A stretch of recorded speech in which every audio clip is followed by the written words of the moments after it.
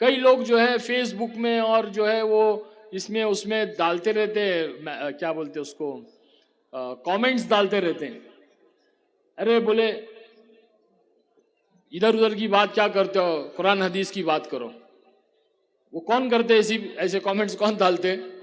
جو دعوت و تبلیغ سے دور ہے، جو دعوت و تبلیغ کے کام کو نہیں جانتے ہیں.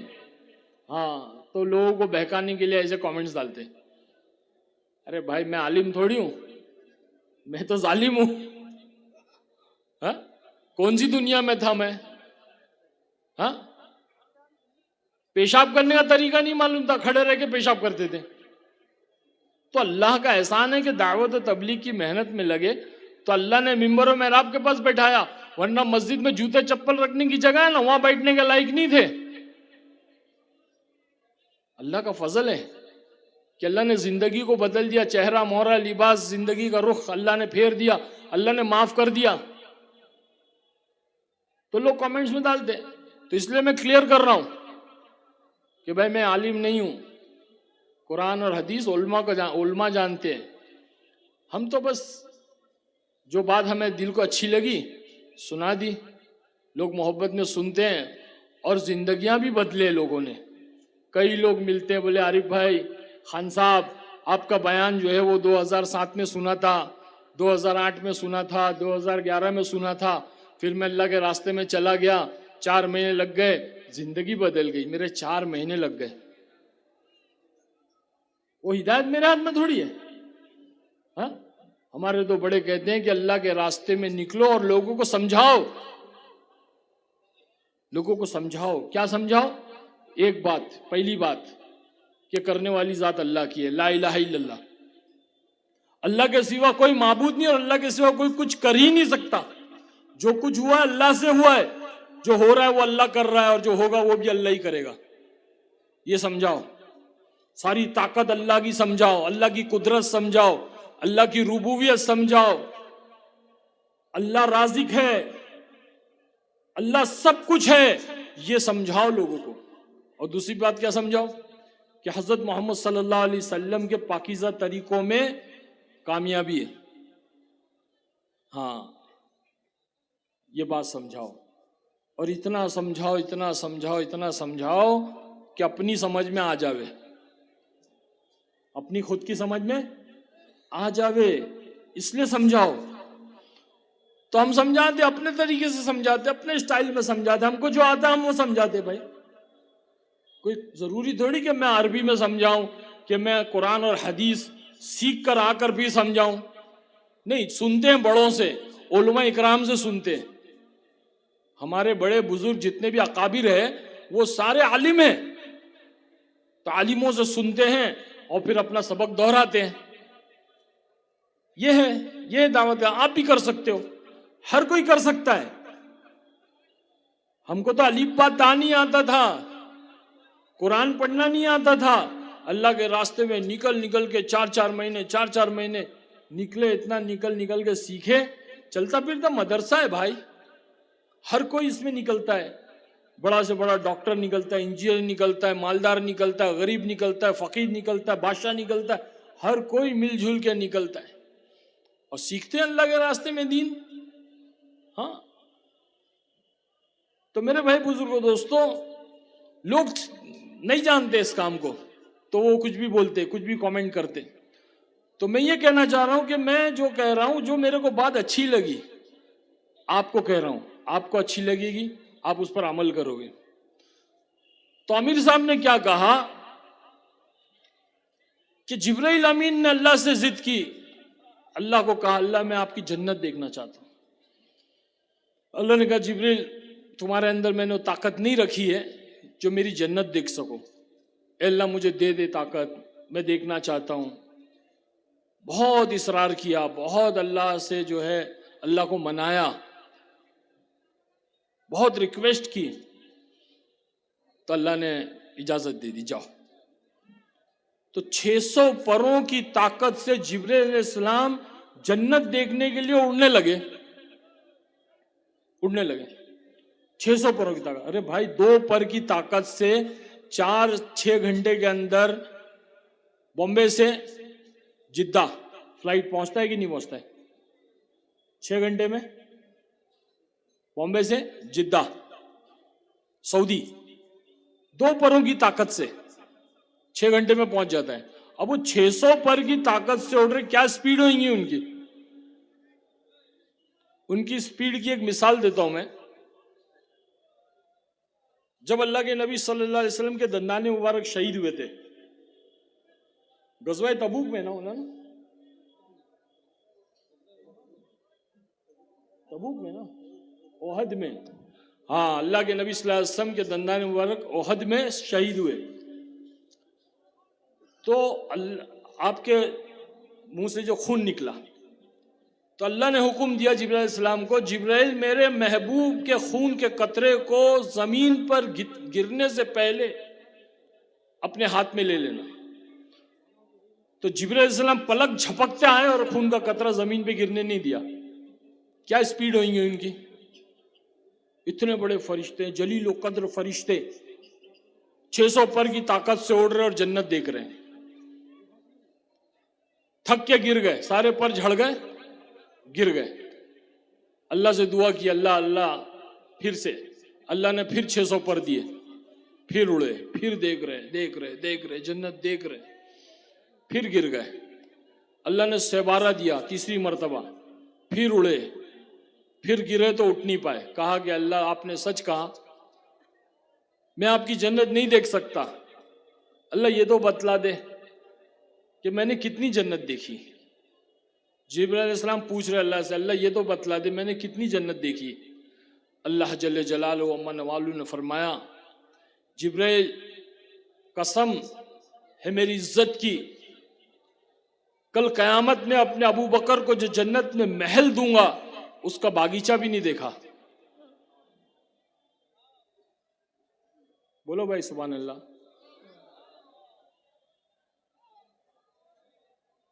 कसम है मेरी इज्जत और जलाल की, कल कयामत में मेरे अबू बकर को मैं जन्नत में जो महल दूंगा तुमने उसका बागीचा भी नहीं देखा।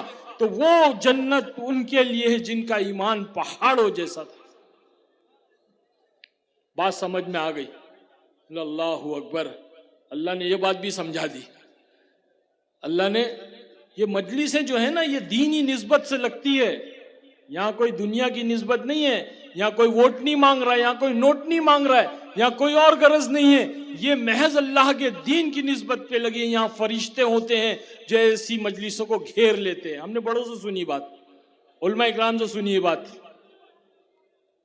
फरिश्ते घेरते हैं, अल्लाह की रहमतें नाजिल होती, हिदायत नाजिल होती है, बात समझ में आती है, अंधेरे और गफलत का पर्दा निगाहों से हट जाता है। मेरा भी वही हुआ ना भाई, ऐसी मजलिस में नहीं बैठता तो बात समझ में नहीं आती, गफलत का पर्दा नहीं हटता। गफलत का मेरी आंख से पर्दा हटा दिया, गफलत का मेरी आंख से पर्दा हटा दिया, ठोकर ने मुझे 2 कदम आगे बढ़ा दिया। और खुश हो रही थी जिसको बुझाकर वो आंधियां, अल्लाह ने उसी चराग को फिर से जला दिया। बोलो अल्लाहू अकबर। हाँ मेरे भाई, तो मेरे को समझ में आ गई बात, अल्लाह ऐसा मामला है। हाँ, तो ईमान हमें इस दुनिया से बचा कर ले जाना है, और ये इतना आसान नहीं है।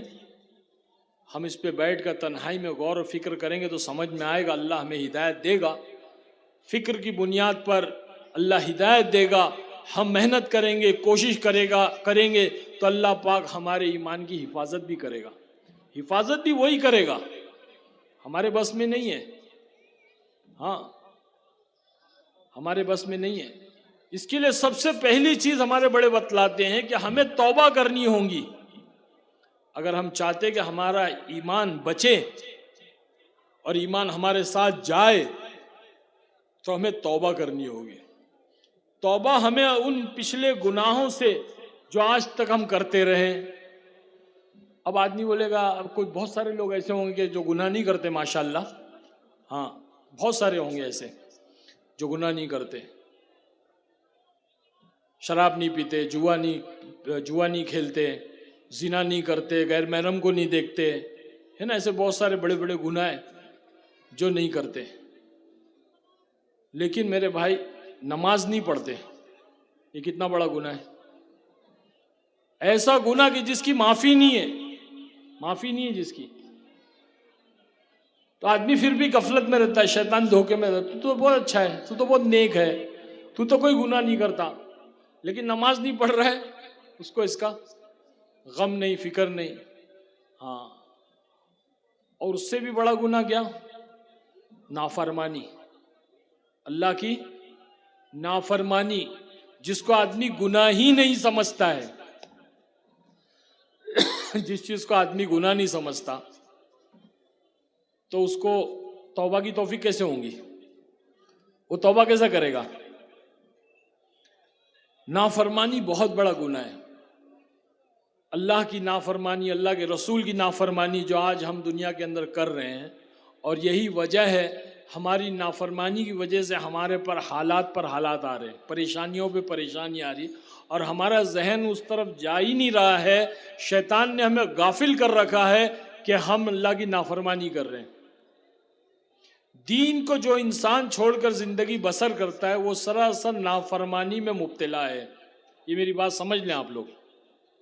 جو آدمی دین کو چھوڑ کر دین کے خلاف زندگی بسر کر رہا ہے وہ اللہ کی نافرمانی میں شمار ہے، اللہ کی نافرمانی میں مبتلا ہے.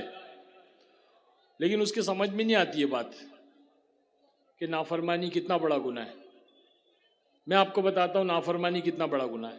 میں آپ سے ایک سوال پوچھتا ہوں، آسمانی دنیا میں اب انسان دنیا میں نہیں آیا، آدم علیہ السلام دنیا میں نہیں آیا، اماں ہوا دنیا میں نہیں آئی، اللہ نے آسمانوں میں بنایا اور جنت میں رکھا. تو آسمانی دنیا میں سب سے پہلا گناہ کیا ہوا؟ کوئی بتائے گا بھائی؟ یا آگے بیٹھے ہوئے کوئی بتائے گا؟ یہ مذاکرہ ہے، تقریر بیان نہیں ہے. کچھ میں کہوں، کچھ آپ کہیں، کچھ میری سنو، کچھ اپنی کہو، ہے نا. تو بھائی آسمانی دنیا میں سب سے پہلا گناہ کیا ہوا؟ ماشاءاللہ کسی نے بولا وہاں سے، اچھا بولا، اللہ جزا خیر دے. آسمانی دنیا میں سب سے پہلا گناہ جو ہوا وہ نافرمانی ہوئی، اللہ کی نافرمانی ہو گئی. اللہ نے کہا آدم علیہ السلام سے اس حجر کے پاس مت جاؤ، وہ پھل مت کھاؤ، لیکن کیا ہوئی؟ خطا ہو گئی، غلطی ہو گئی، کوتاہی ہو گئی، کھا لیا. ہاں، اور اس سے پہلے نافرمانی کس نے کیا؟ آدم علیہ السلام سے پہلے نافرمانی کس نے کیا؟ ابلیس نے. ہاں، کہا کہ آدم علیہ السلام کو سجدہ کرو، نہیں کیا. انا معلم الملکوت، میں تو فرشتوں کا معلم ہوں، میں تو خلقت من نار، میں تو آنکھ سے بنا ہوں، یہ تو خلقت من طین، مٹی سے بنا ہے. پہلی نافرمانی شیطان نے، ابلیس نے. عزازیل، تکبر عزازیل را خار کرد کہ زندان لعنت گرفتار کرد. ایسا تکبر کیا کہ اللہ نے اس کو لعنت کی زنجیروں میں گرفتار کر دیا، راندہ درگاہ مردود کر دیا اللہ نے. ہاں، تو نافرمانی پہلا گناہ. پھر اس کے بعد میں آدم علیہ السلام سے بھی ہو گئی خطا، دنیا میں بھیج دیا اللہ نے، اتار دیا نیچے، جاؤ. اماں ہوا کو بھی، اماں ہوا نے بھی غلطی کر دی، بھیج دیا. پھر دنیا، زمینی دنیا پہ ہو گیا آسمانی دنیا، پھر زمینی دنیا پہ سب سے پہلا گناہ کیا ہوا؟ ارے بولو نا. زمینی دنیا پہ بھی سب سے پہلا گناہ نافرمانی ہوئی. قابل نے، جو بیٹا تھا آدم علیہ السلام کا، اس نے اپنے والد کی نافرمانی کی. آج ہماری اولاد ہماری نافرمانی کرتی نا، اولاد کو نہیں معلوم، اور باپ کو بھی نہیں معلوم، والد کو بھی نہیں معلوم کہ میں اللہ کی نافرمانی کر رہا ہوں، اس لیے میرا بیٹا میرا نافرمان ہو گیا، میری بیٹی میری نافرمان ہو گئی. والدہ کو بھی نہیں معلوم، وہ سمجھ میں ہی نہیں آ رہی، غفلت میں، شیطان نے غفلت کا پردہ ڈال دیا. تو نافرمانی پہلا گناہ جو ہوا زمینی دنیا پہ وہ نافرمانی ہوئی، پھر دوسرا گناہ قتل ہوا کہ قابل نے حابیل کو قتل کر دیا۔ تو میرے بھائی بزرگوں دوستو، لیکن اس میں ایک نقطہ یہ ہے، اس میں ایک سمجھنے کی بات یہ ہے کہ گناہ اور نافرمانی دونوں سے ہوئی، ابلیس سے بھی ہوئی اور آدم علیہ السلام سے بھی ہوئی، لیکن آدم علیہ السلام نے توبہ کر لی۔ ربنا ظلمنا انفسنا وان لم تغفر لنا وترحمنا لنکونن من الخاسرین۔ اللہ نے محبوب بنا لیا، اللہ نے محبوب بنا لیا، اور شیطان نے توبہ نہیں کی، اللہ نے مردود بنا دیا۔ اب آپ بتاؤ، محبوب بننا ہے کہ مردود بننا ہے بھائی؟ ارے بولو نا بھائی، محبوب بننا ہے نا، تو اس کے لیے کیا کرنا ہوگا؟ ارے بولو، توبہ، میری توبہ، توبہ میری توبہ، توبہ میری توبہ، اللہ معاف کر دے، تو رحیم ہے، تو کریم ہے۔ ہاں، کوئی بندہ جو آنسو اس کے در پہ رول دیتا ہے، کرے توبہ، در اللہ کھول دیتا ہے نا، در توبہ اللہ کھول دیتا ہے۔ تو توبہ کرنا ہے اور اپنی زندگی کو جو ہے وہ نئی شروعات دینی ہے۔ موت کی آخری سانس تک اللہ نے توبہ کا دروازہ کھلا رکھا ہے۔ میں نے توبہ کی بھائی، وہ دنیا چھوڑ دیا، اللہ نے زندگی میں ایک بہترین عزت، محبت، پیار، خلوص، دولت سب دے دیا اللہ نے۔ ہم بھی پہلے مال کے پیچھے بھاگتے تھے، مال مال مال، ہائے مال ہائے مال ہائے مال، لیکن کبھی نہیں سوچا کہ اللہ نے تو لفظ اعمال کے اندر مال کو چھپا کے رکھا ہے۔ اللہ نے